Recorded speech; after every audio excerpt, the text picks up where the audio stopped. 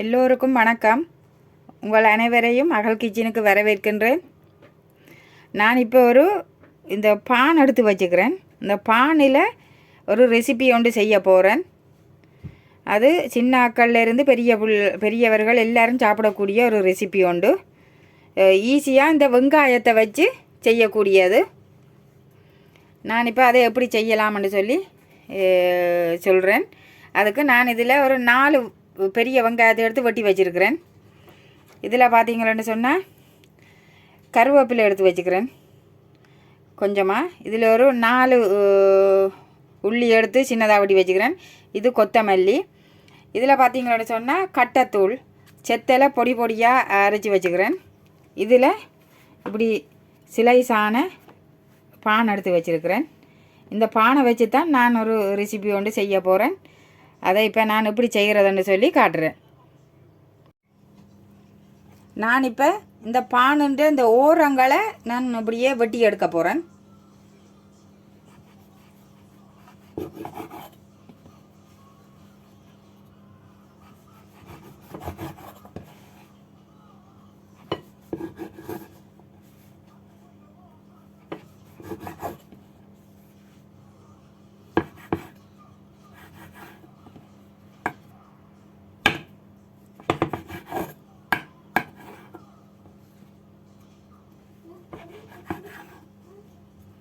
இப்படி எல்லா பானையும் நாங்கள் ஒரே ஷேப்பில் இப்படி எல்லா சைட்டுகளாலும் வெட்டி எடுத்து வைக்கணும்.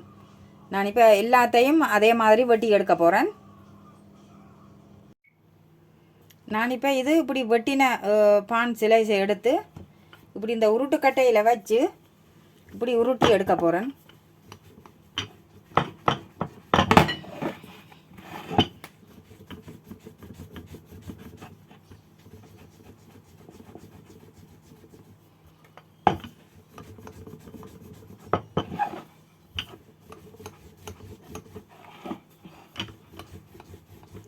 இப்படி நான் எல்லாத்தையும் செய்து எடுத்து வைக்க போகிறேன்.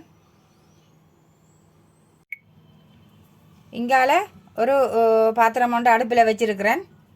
இதில் இப்போ இந்த வெங்காயத்தை எல்லாத்தையும் வதக்கி எடுக்க போகிறேன். அதுக்கு முதல்ல எண்ணெய் விடுகிறேன்.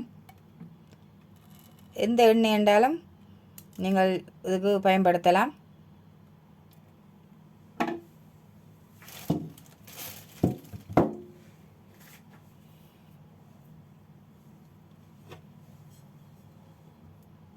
இப்போ இதில் வெட்டி வச்சிருக்கிற இந்த வெங்காயத்தை சேர்க்கிறேன்.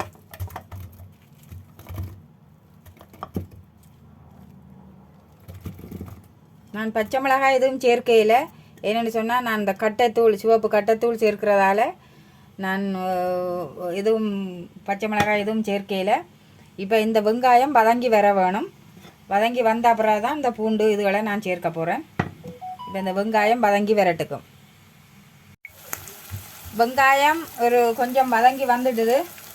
நான் இந்த ஸ்டேஜில் இந்த வெட்டி வச்சுக்கிற பூண்டை சேர்க்கிறேன். அதோட இந்த கருவேப்பிலையும் சேர்க்கிறேன். கொத்தமல்லி கடைசியாக தான் சேர்க்க வேணும். இப்படியாக கிளறி விட வேணும்.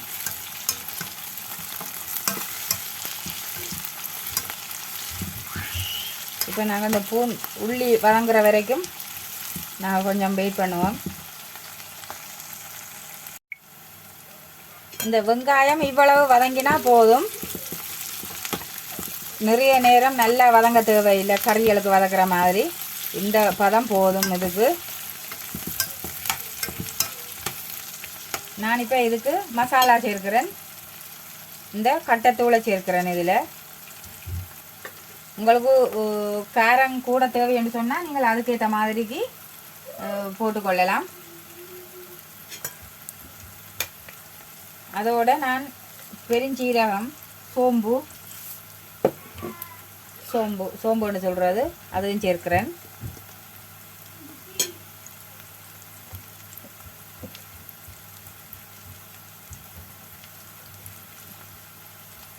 கொஞ்சமாக மிளகுத்தூள் சேர்க்கிறேன்.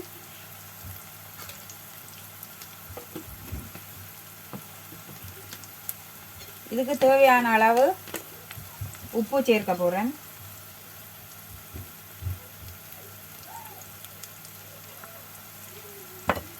நான் இதுக்கு தேவையான அளவு உப்பு சேர்க்கிறேன். இதை வடிவா இப்படி பிரட்டி விட வேணும்.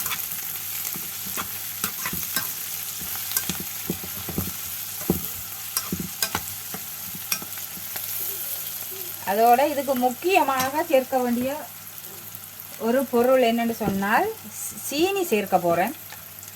ஏன்னா நாங்கள் காரம் கூட போட்டிருக்கிறதால இதில் கொஞ்சம் சீனியை சேர்த்து செய்யும்போது இதுன்ற டேஸ்ட்டு இவ்வளவு சீனி சேர்க்கிறேன். நீங்கள் வீட்டில் இருக்கிற வெள்ளை சீனியாக இருந்தால் எதுவாக இருந்தாலும் சேர்க்கலாம். நான் இப்போ ஒரு இவ்வளவு சீனி இதோட சேர்க்கிறேன். இந்த வெங்காய வதக்கலுக்கு முக்கியமானது இந்த சீனி தான்.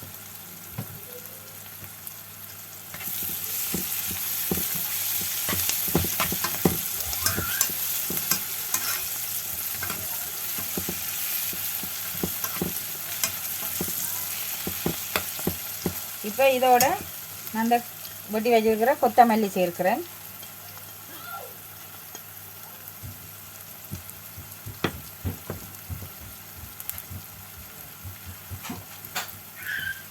நான் ஒரு ஒரு ஒரு டீஸ்பூன் தண்ணி சேர்க்கிறேன் இதோட. இப்போ இதோட நல்லா அடுப்பை குறைச்சி வைக்க வேணும். வச்சு போட்டு நான் இது ஒரு 2 நிமிஷத்துக்கு மூடி வைக்க போகிறேன். இந்த மசாலாவுகள் எல்லாம் இந்த வெங்காயத்தோடு சேர்ந்து வரதுக்காக ஒரு 2 நிமிஷம் மூடி வைக்க போகிறேன். இப்போ 2 நிமிஷத்தால் நான் இதை பிறகு எடுத்து பார்க்கலாம் எப்படி வருதுன்னு சொல்லி. இப்போ நான் மூடி ஓப்பன் பண்ணி பார்க்குறேன். இப்போ அடுப்பை குறைச்சி விட்டுட்டு நிப்பாடி விடுவோம் அடுப்பை. இந்த வெங்காய வதக்கல் வடிவாக வந்துட்டுது. நான் இப்போ இதை இன்னொரு பிளேட்டுக்கு மாற்ற போகிறேன்.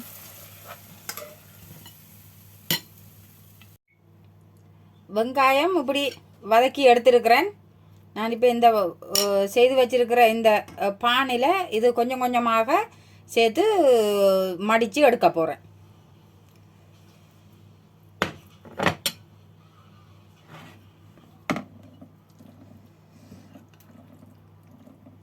இப்படி இந்த ஓரமாக இப்படி வைக்க வேணும். இதை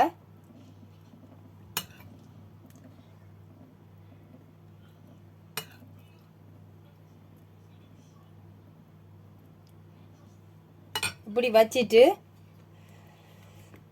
இந்த சீஸ் இருக்குது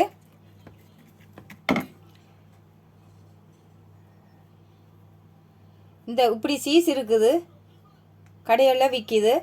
அதை நான் இப்படி எடுத்து இதை மடித்து இதில் இப்படி வைக்க போகிறேன். இதை பிறகு இப்படி 2ஆக மடித்து இதோட இப்படி மூடி அமர்த்தி விட வேணும்.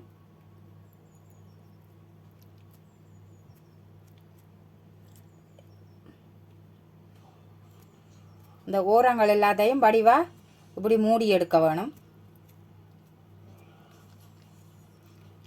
இப்போ நான் இப்படி எல்லாத்தையும் செய்தெடுக்க போகிறேன். இப்போ நான் இதில் 2 முட்டை எடுத்து வச்சிருக்கிறேன்.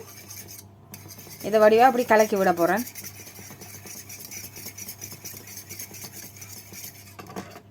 அதோட இதில் ஒரு கொஞ்சமாக பால் எடுத்து வச்சிருக்கிறேன்.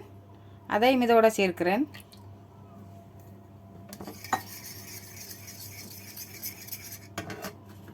அதோட இதில் ஒரு கோர்ன்ஃப்ளவர் எடுத்து வச்சுக்கிறேன். கோர்ன் ஸ்ட்ராச் என்று சொல்கிறது. அது ஒரு டீஸ்பூன் தான் எடுத்து வச்சுக்கிறேன். இப்போ இதையும் படிவாக கரைச்சி வைக்க போகிறேன். நாங்கள் அந்த செய்து வச்சிருக்கிற பானை இதில் தான் துவச்சி பிரட்டி எடுத்து நான் அங்கால பொரித்து எடுக்க போகிறேன்.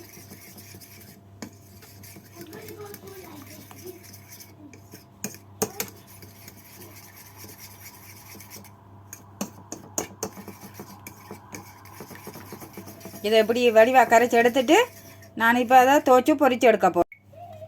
இப்போ நான் இந்த பான் செய்து வச்சிருக்கிற பான் எல்லாத்தையும் நான் இந்த கரைச்சி வச்சுருக்கிற இந்த இதில் முட்டை கரைச்சி வச்சுக்கிறதில் இப்படி துவைச்சி எடுக்க போகிறேன்.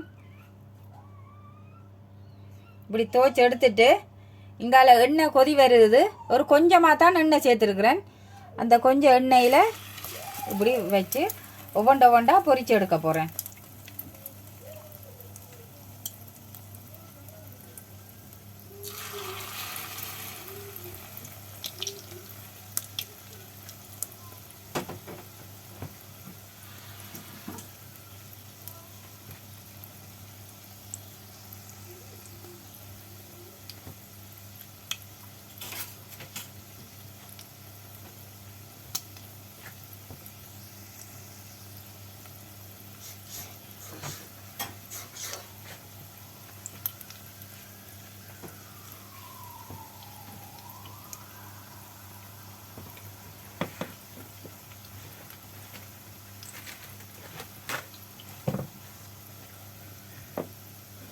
நிறைய நேரம் பொரிய விட தேவையில்லை. ஒரு கொஞ்சம் பொரிஞ்சா சரி.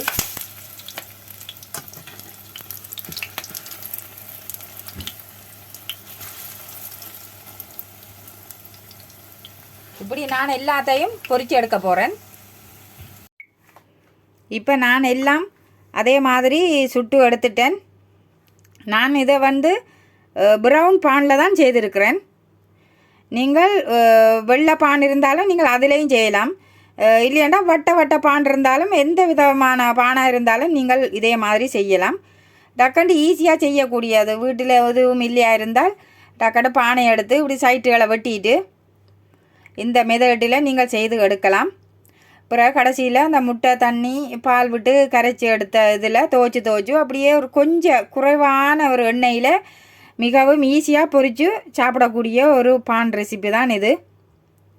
நான் இந்த செய்து காட்டின இந்த பான் ரெசிபி உங்களுக்கு பிடிச்சிருந்தால் எனது அகல் கிச்சன் என்ற சேனலை சப்ஸ்கிரைப் பண்ணி விடுங்கோ, லைக் பண்ணி விடுங்கோ, கமெண்ட்ஸில் ஏதாவது சொல்லி விடுங்கோ. இவ்வளவு நேரமும் என்னுடைய வீடியோவை பார்த்த உங்கள் அனைவருக்கும் மிக்க நன்றி. மீண்டும் நான் உங்களை இன்னொரு வீடியோவில் சந்திக்கின்றேன். நன்றி, வணக்கம்.